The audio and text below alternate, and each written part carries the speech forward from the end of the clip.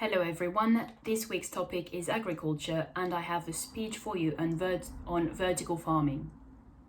I will begin now. Vertical farming has been called the future of agriculture and is claimed to solve many of today's farming issues. It has been a controversial topic with mixed opinions from experts. So, does vertical farming work? First of all, we need a better understanding of what vertical farming is. Vertical farming and urban farming are both umbrella terms that are sometimes used interchangeably, although they are not the same. Urban agriculture essentially focuses on bringing food production into the city. The idea is to move the production level as close to the consumption level as possible. This may include the usage of vertical farms or may involve more traditional growing practices in an urban environment. While vertical farms can be urban, they don't have to be. So, let's talk about vertical farms and let's focus here on vertical greenhouses. Vertical greenhouses are largely transparent structures. They utilize multiple growing levels. One of the challenges that's introduced by stacking greenhouses levels on top of each other is providing enough light, as the glass structure already absorbs some of the sunlight, and stacking them vertically increases the risk of shadows. Vertical greenhouses can get around this problem by rotating the levels to get relatively even distribution of sunlight and adding supplementary artificial light if needed. This means that vegetables and plants can grow in optimal conditions all year round.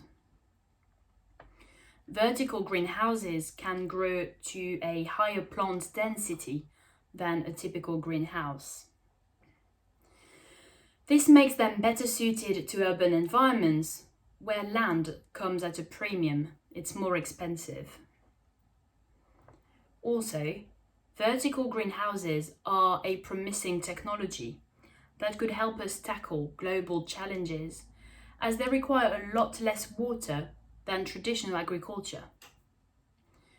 To give you an idea, vertical greenhouses use less water than traditional agriculture, a lot less. In the best vertical greenhouses, 1 kilogram of lettuce requires 1.2 litre of water. This is especially impressive given that lettuce is made 95% of water. In stark contrast, field-grown lettuce requires a staggering 240 litres of water for 1 kilogram of lettuce. That's 200 times more water.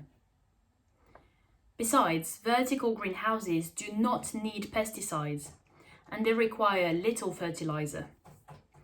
These factors combined mean that they're great news for freshwater wildlife.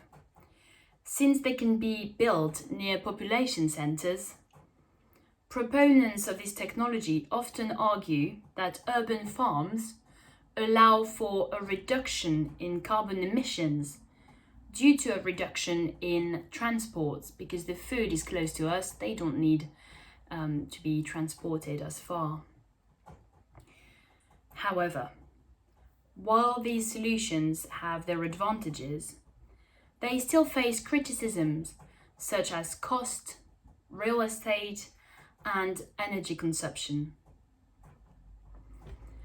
First of all, while it is true that vertical farming has many benefits, the extent of the benefits is often exaggerated from a climate perspective.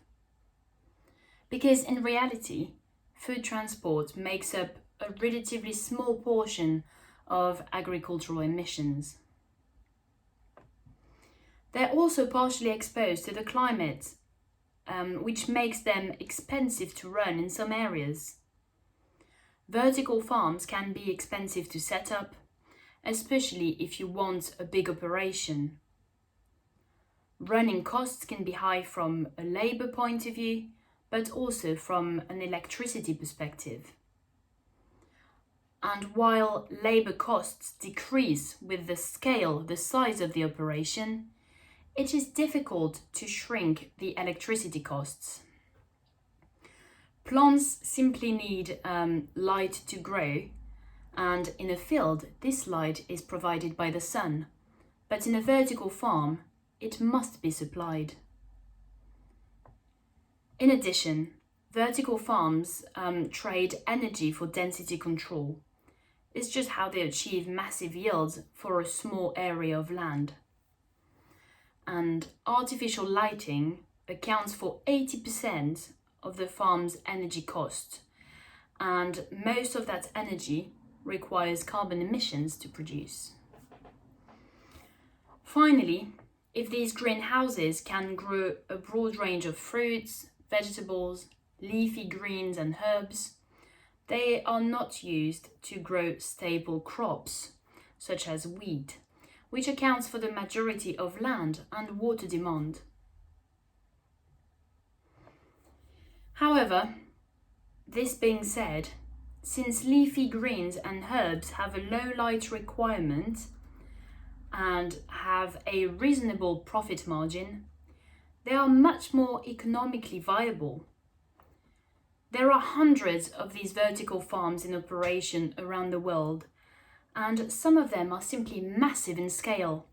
They are capable of producing 30,000 heads of lettuce per day for a single farm.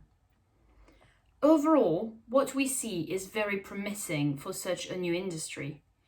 Rapid technological improvements and expanding knowledge have greatly improved profitability since the first vertical farms were created, which is not that long ago. Thank you very much for listening to me today.